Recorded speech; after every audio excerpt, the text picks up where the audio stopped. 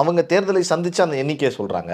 இல்ல நம்ம அப்படி பொத்தாம் போக்கா சொல்லிட முடியுமான்னு தேர்தலை சந்திச்சு அவர்கள் வந்தவர்கள் தான். அந்த தேர்தலுக்கு கடந்த முறை என்னுடைய குடும்பத்தில் வாக்கு செலுத்தியவர்கள் தான். இப்போ என் குடும்பத்திலே வந்து பார்த்தீங்கன்னா கிட்டத்தட்ட ஒரு 36 வாக்குகள் இருக்கு. இந்த 36 வாக்குகளில் 36 வாக்குமே இன்னைக்கு அவருக்கு தான் போகுது. ஓகே, ஒன்று கூட மாறலை. இந்த 36 பேரும் ஐடி கார்டு எடுத்திருக்காங்கன்னா இல்லை, உறுப்பினர் அட்டை கிடையாது. உறுப்பினர் அட்டை அவருடைய உறுப்பினர் அட்டை கிடையாது. சிறுபான்மை மக்கள் வஞ்சிக்கப்படக்கூடியதை உணர்றாங்க ஒவ்வொரு குடும்பத்திலையும்.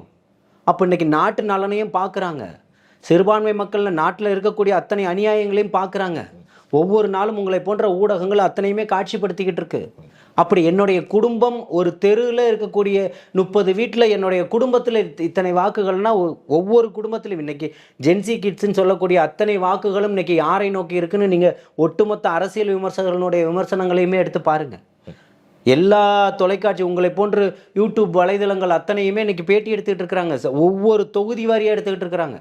இவங்களுக்கு பல கோடி பணங்கள் கொடுக்கப்படலை, ஒரு கட்சியால் கட்டமைக்கப்படலை. அவங்களுடைய சேனலுக்காக விளம்பரத்துக்காக சாலையில் இறங்கி மக்களை சந்தித்து களம் காண்றாங்க. அப்போ உங்களுடைய வாக்குகள் யாருக்குன்னு கேட்குறாங்க. எல்லா தலைவர்களையும் போடுறாங்க.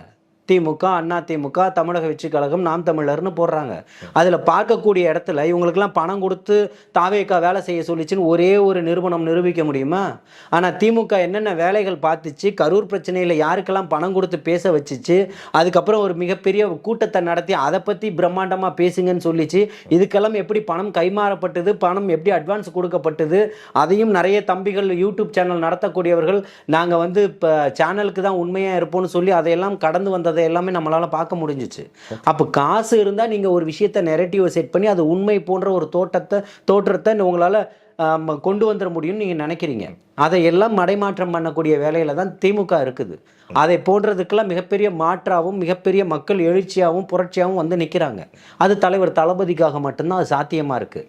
நீங்கள் என்ன வரலாறுகளை பேசினாலும் இன்றைக்கி இருக்கக்கூடிய சமகாலத்தில் மக்கள் நல்லா இருக்காங்களா இல்லையா, அவங்களால நிம்மதியாக இருக்க முடியுதா இல்லையான்றது தான் அவங்க பார்க்குறாங்க. எதை எடுத்தாலும் போராட்டங்கள் போராட்டங்கள் போராட்டங்கள் போராட்டங்கள் ஏன் அதிகரிச்சுக்கிட்டு இருக்கு?